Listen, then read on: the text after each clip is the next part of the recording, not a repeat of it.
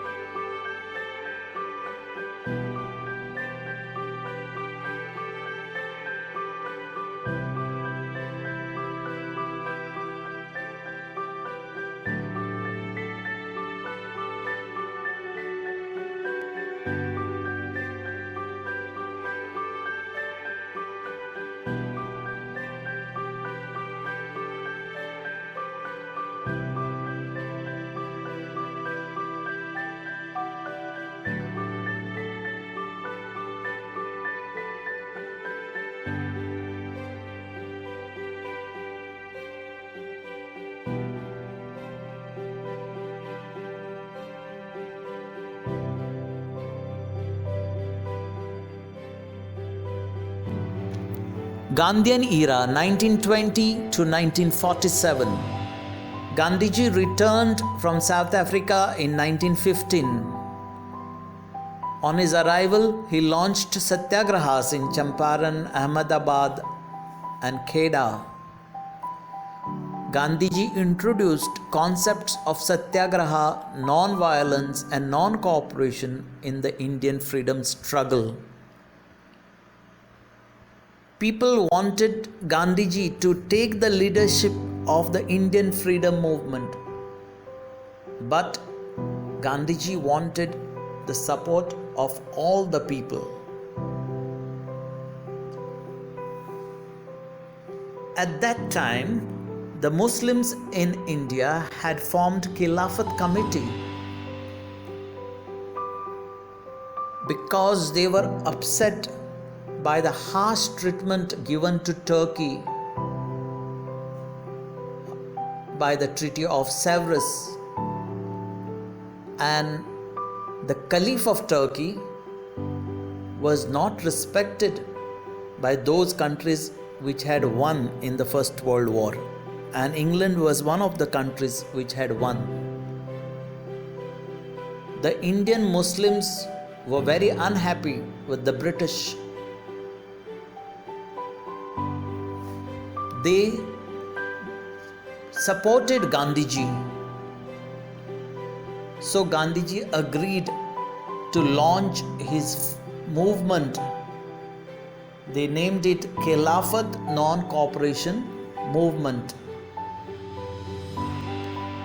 Gandhiji launched 3 powerful movements against the British: the Non-Cooperation Movement in 1920, the Civil Disobedience Movement in 1930, and the Quit India Movement in 1942. Now let's look at the non-cooperation movement of Gandhiji. The features of this movement were non-cooperation, boycott courts, boycott goods, boycott elections, boycott schools, boycott liquor.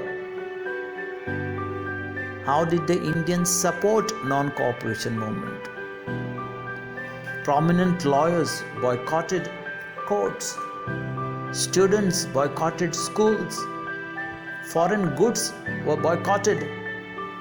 National educational institutions were set up where the teachers were ready to work for low wages. Subhash Chandra Bose resigned from Indian civil service. The Aligarh University students formed National Educational Institute called Jamia Millia Islamia. This way, the Hindus and the Muslims supported Gandhiji. The movement spread like wildfire.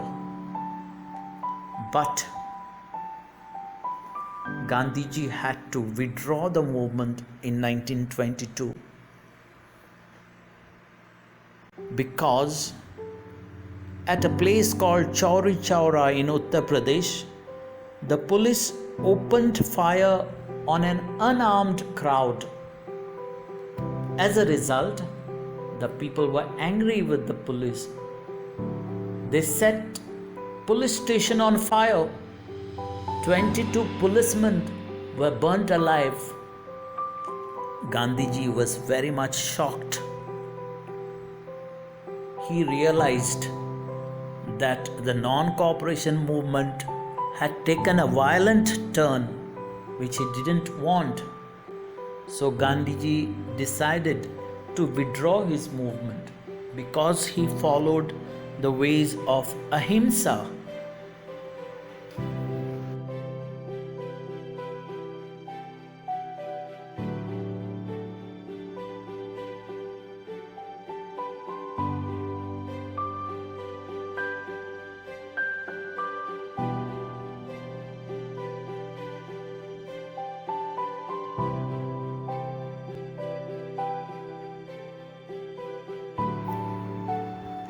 Now Gandhiji had withdrawn his movement,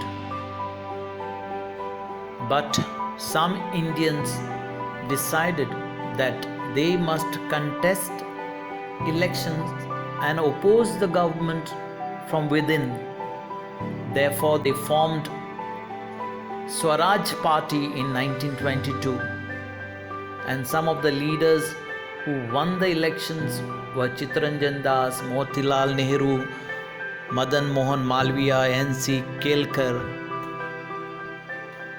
In 1927, the British appointed Sir John Simon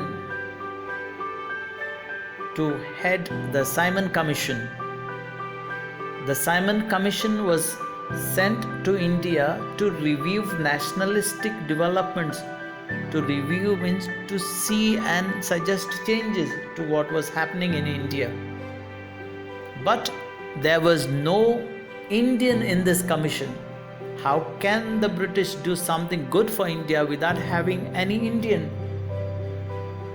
And the Indians protested this. As soon as the commission landed in India, they protested with black flags. They raised slogans like "Simon, go back." Lala Lajpat Rai, who had taken part in this protest, was beaten and he died due to this injuries he suffered in this protest. Now, some revolutionary leaders could not tolerate the death of a leader like Lala Lajpat Rai.